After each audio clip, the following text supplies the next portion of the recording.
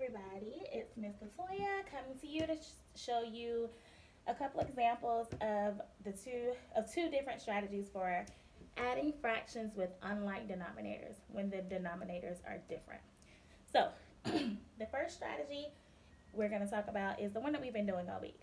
Finding the least common multiple or the least common denominator. So, I got two different denominators.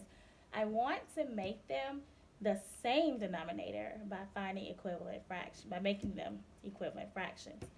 So I'm going to list all the multiples for my first denominator, which is 4. So 4 times 1, I know that is 4. 4 times 2, I know that is 8. 4 times 3, I know that is 12. I'm going to stop right there and see what I can come up with for the 3's. Well, my multiples for 3. 3 times 1, I know that's 3. 3 times 2, I know that's 6. 3 times 3, that is 9. 3 times 4 is 12. And I wanted to stop right here because I already see that I have two multiples that are common. These are the least common multiples of my two denominators, 4 and 3. So 12 and 12. They both have 12 in common. So that means I can change these into equivalent fractions using 12 as a denominator.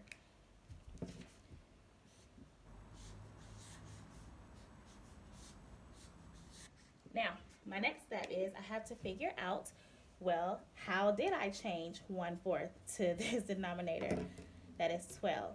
So it took me, when I was doing my 4's, it took me 1, 2, 3 times to get to 12. So that means I multiplied this 4 times 3. So whatever I do to my denominator, I have to do the same to the numerator. So if I did 4 times 3 here, I have to do 1 times 3 here. Well, 4 times 3 is 12. 1 times 3 is 3. Now, same thing here.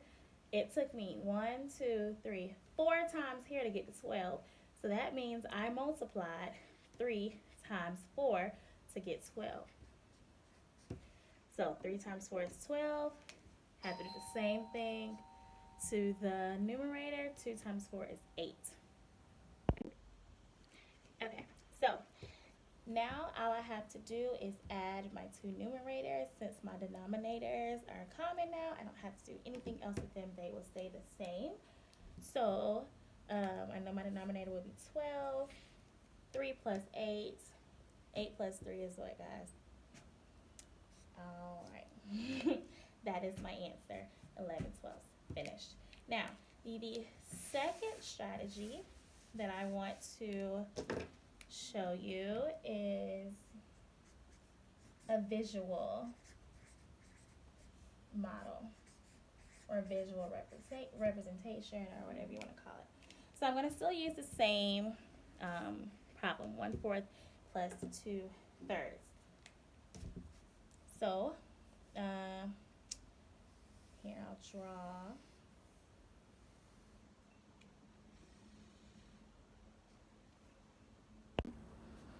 I'll draw the fraction out. So I'm going to draw this in 4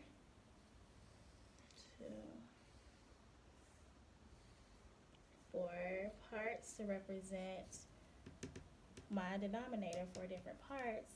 And I'm going to color in only one of those 4 parts. That's my fraction for 1/4. I'm going to try to draw the same exact size rectangle. I'm not a robot, so it's not perfect, but let's pretend it's the same size. And I'm going to divide this one up into 2/3 because I'm doing 1/4 plus 2/3 like I did up top. Okay, so I'm going to partition this one into 3 parts. So I'll just do it this way. 1/4, and I'm doing 2/3, so I'm going to color in 2 out of the 3 parts. Now, when I go to add them together, so it's basically like this. I'm going to add them together, so I'm going to do a rectangle of the same size, and I'm going to represent both because I'm combining them. I'm going to add them together. Alright, so this is 1/4. But I'm also going to partition this into 2/3 as well.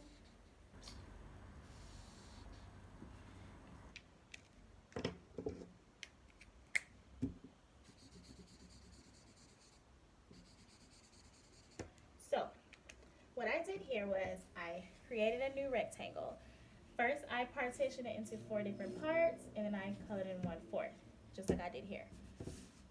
Then, I partitioned it into 1, 2, 3 parts, like I did here, and then colored in 2 of the 3 parts.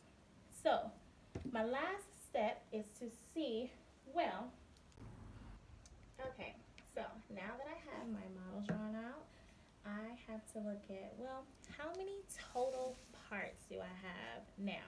Remember, first I did the 4 different parts, just like I did first. And then second I did the 3, like I did second. And now I have a whole new model here, a whole new rectangle. So how many parts do I have now? I have 4, 8, 12 parts total. And as we know, our denominator is how many total parts we have.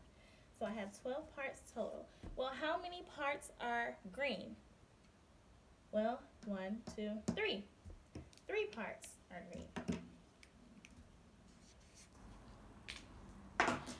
And how many parts, I still have 12 total, how many parts are brown?